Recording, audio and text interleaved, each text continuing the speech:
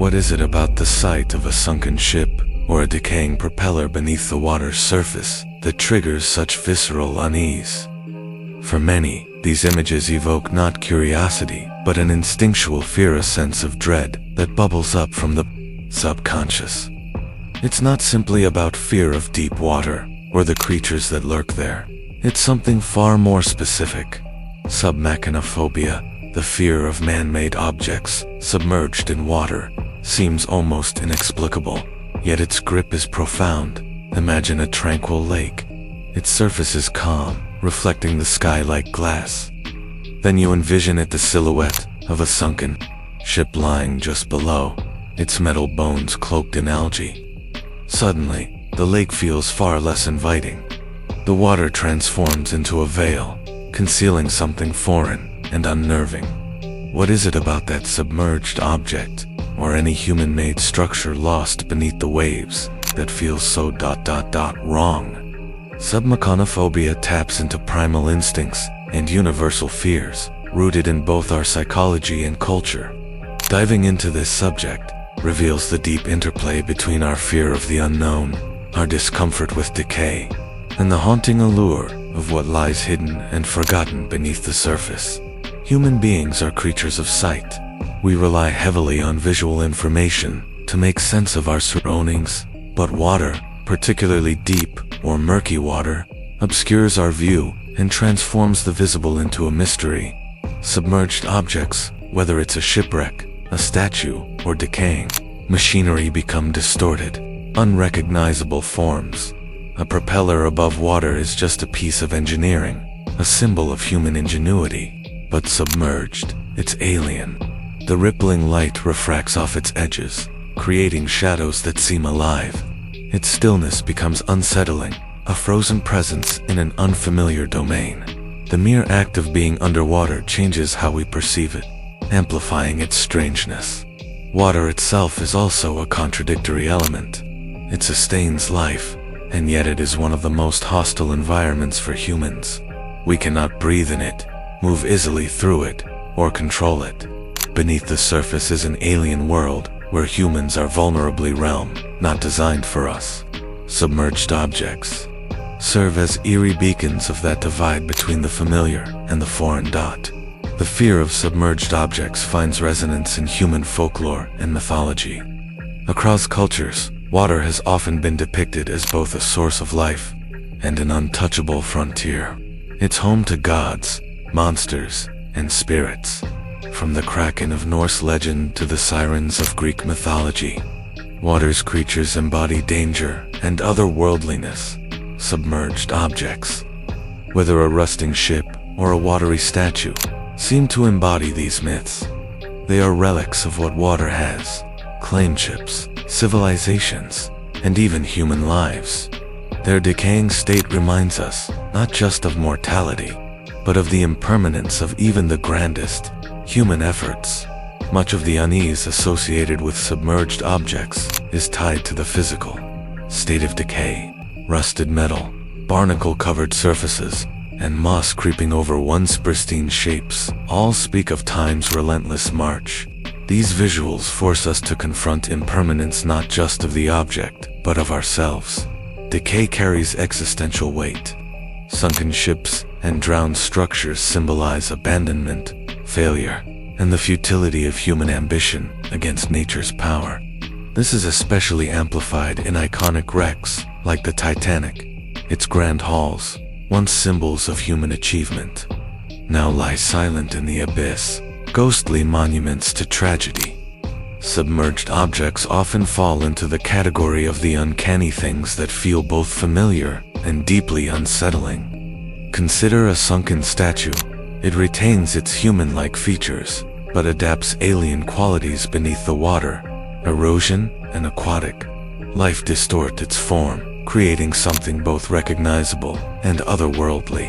Psychologically, the uncanny triggers cognitive dissonance. Our brains struggle to reconcile what is familiar with what feels wrong. This disturbance is central to submechanophobia. An underwater bridge or a sunken airplane appears frozen in time, stripped of its original context, yet preserved unnaturally in its watery grave. It speaks to us, not with words, but by amplifying our unease. An intriguing aspect of submechanophobia is its focus on the artificial human-made structures and not natural underwater formations. Part of the fear stems from how these objects appear out of place. Created to exist in human realms, they now reside in an environment beyond our control. A sunken ship or flooded amusement park feels wrong because it exists in liminality, neither above water in the human world, nor fully absorbed by nature. This intermediate state mirrors broader fears of the in-between, where boundaries blur and meanings dissolve. Water amplifies this displacement. It distorts visuals, creates shadows, and masks reality. A submerged object seems alive, even though its still wave currents twist and obscure its form, and the silence of water adds to its oppressive presence. Once vibrant symbols of human dominance, these structures become powerless, overtaken by the inexorable force of nature. The psychological elements of submechanophobia trace back to primal fears. For early humans, water represented both sustenance and peril. Predators, hidden rocks, and drowning were constant threats lurking under the surface. These dangers embedded caution deep within human instincts. Submerged objects, often obscured and ambiguous, trigger similar wariness. We don't know what they are. We can't fully see or predict their nature. They evoke caution simply by existing in an environment where humans are biologically unfit to survive. Submechanophobia also speaks to humanity's troubled relationship with nature. Sunken machinery, pipelines, and shipwrecks are stark reminders of human imposition on natural environments. These objects, now lost and decaying, reflect both human ambition and its subsequent failure. They remind us of how easily nature reclaims our creations, leaving behind fragmented relics of what once was.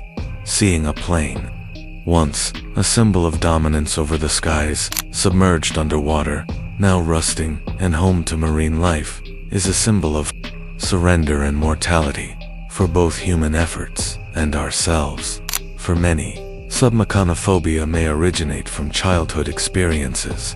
A glimpse of a shadowy pool drain, the eerie outline of an underwater pipe, or stumbling upon a sunken dock while swimming. All of these moments can lodge themselves deeply in the subconscious. These encounters may seem trivial at the time, but create lasting impressions. As adults, those memories can resurface as discomfort or outright dread when confronted with submerged objects. Water's isolationist nature heightens the fear. Submerged objects feel removed from reality, floating in an inaccessible dimension. Their size often compounds the fear. A massive sunken turbine or shipwreck dwarfs the human viewer, evoking insignificance and making us feel vulnerable. Furthermore, underwater silence amplifies this alienation. Submerged objects exist in a soundless void, where the usual cues of life voices, birdsong, rustling leaves are absent. This emptiness fosters an oppressive atmosphere, leaving the imagination to conjure threats, despite the terror they evoke. Submerged objects often compel a strange fascination. Many people find themselves drawn to images of submerged ships, statues, or ruins. The allure lies in their mystery. What stories do they tell? Who built them? How did they end up in this watery grave? This curiosity reflects the duality of submechanophobia. While the fear of the unknown looms large, so too does the desire to uncover it. The wreck of the Titanic, for instance, mesmerizes not only because of its tragedy, but because it captures the imagination as a frozen fragment of another time. The same water that destroys also preserves.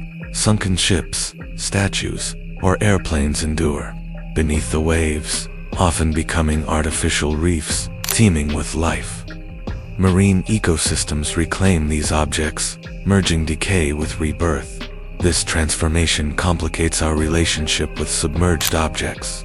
They are not merely decaying, they are alive in a new way. Coral and algae soften their sharp edges, reshaping them into something both alien and natural.